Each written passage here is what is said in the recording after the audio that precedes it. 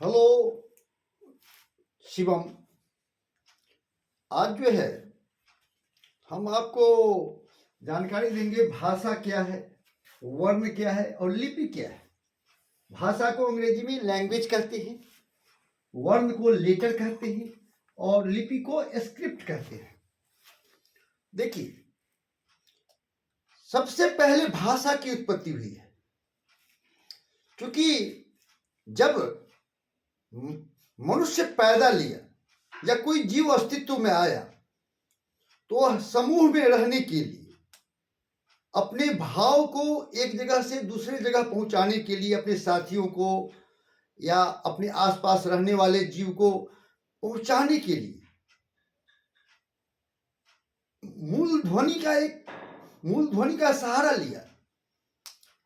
तो वो मूल ध्वनि विभिन्न तरह के मूल ध्वनियों से मिलकर बनता है। तो भाषा क्या है? भाषा भाव को व्यक्त करने का माध्यम है।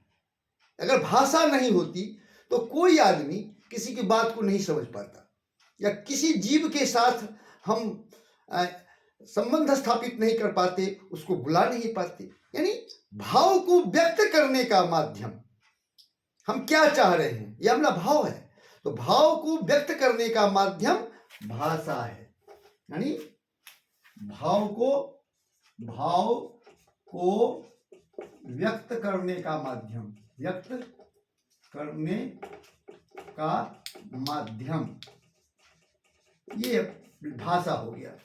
भाव को व्यक्त करने का माध्यम भाषा हो गया, समझे? तो भाव को व्यक्त करने का माध्यम है। अब कहिएगा, जो भाव को व्यक्त करते हैं तो किसी भी भाषा में आप देखिएगा बहुत सारी ध्वनियां उपस्थित होंगी। भाषा में बहुत सारे ध्वनियों का मिश्रण होता है।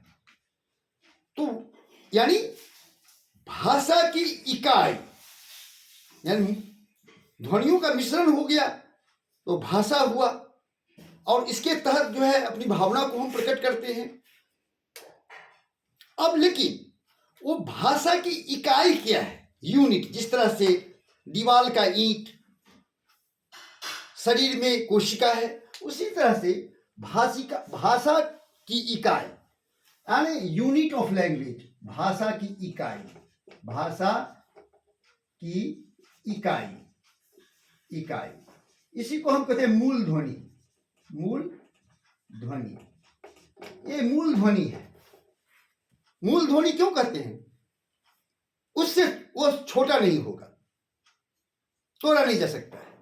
तो भाषा की मूल ध्वनि जो हुआ वह, यह भाषा की इकाई कहते हैं या मूल ध्वनि कहते हैं। इसी को कहते हैं वर्ण या अक्षर।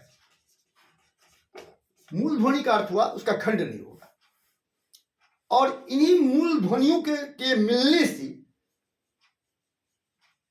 एक ध्वनि उत्पन्न होता है, जो भाषा होता है, जिसके जरिए हम अपने भाव को दूसरों तक पहुंचाते हैं। तो अब एक प्रश्न उठता है कि लिपि क्या है? तो लिपि जो है, जब इकाई लिखित रूप में आ जाता है तो लिपि बन जाता है। यानी लिखित संकेत, लिखित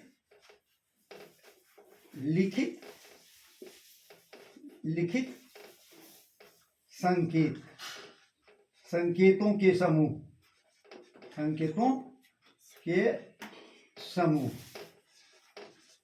अब देखिए, मूल ध्वनि का समूह जो है, जिसके द्वारा भाषा का निर्माण हो जाता है, तो वह लिखित संकेत में जब आएगा, लिखित संकेत में आएगा तो वह लिपि कहलाएगा। और वर्ण क्या है? तो वह लिखित भी हो सकता है और अलिखित भी हो सकता है।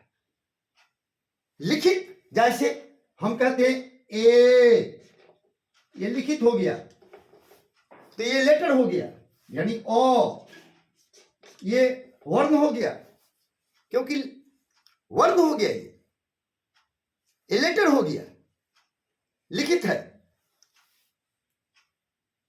लेकिन जैसे हम बोलते हैं अलिखित है, ए अलिखित है, तब भी ये वर्ण है। यानी यह जो है लिपि हमेशा लिखित रूप में ही है, लेकिन वर्ण लिखित भी हो सकता है और लिखित भी हो सकता है। यानी इसमें दोनों क्वालिटी है, ये लिखित भी हो सकता है,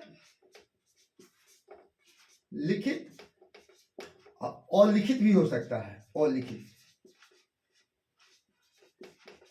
लेकिन लिपि हमेशा लिखित ही होगा। जब तक लिखित रूप में नहीं आया, लिखित संकेत के रूप में मूल ध्वनि प्रकट नहीं हुआ, तब तक लिपि नहीं कहलाया। तो हम देखते हैं जो सबसे पहले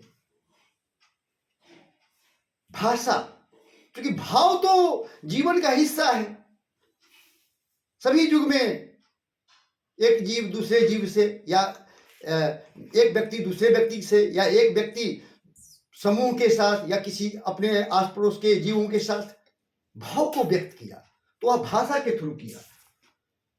विकास के साथ भाषा में इकाई का महसूस हुआ, जिसको तोड़ने पर हम आगे नहीं तोड़ सकते हैं। इकाई के रूप में कुछ आवाजें शामिल थी, उसको वर्ण मान लिया गया। और जब वह लिखित संकेत के रूप में आ गया तो वह लिपि हो गया। यानी लिपि लिखित ही होगा और वर्ण जो होगा अलिखित भी हो सकता है, लिखित भी हो सकता है। जैसे लिख दिए तो लिखित, मुंह से बोल दिए तो अलिखित। यानी वर्ण लिखित और अलिखित दोनों होगा, लेकिन लिपि हमेशा लिखित होगा। और वह भाषा की इकाइयों का समूह है, सांकेतिक समूह, यानी चिन्ह के रूप में।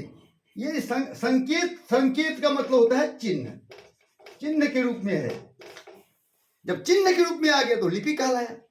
और वर्ण तो लिखित भी हो सकता है और लिखित भी हो सकता है, लेकिन लिपि की चर्चा करेंगे तो लिखित ही होगा। यही जो है भाषा, वर्ण और लिपि की अवधारणा है, concept of language, letter and script. Thank you.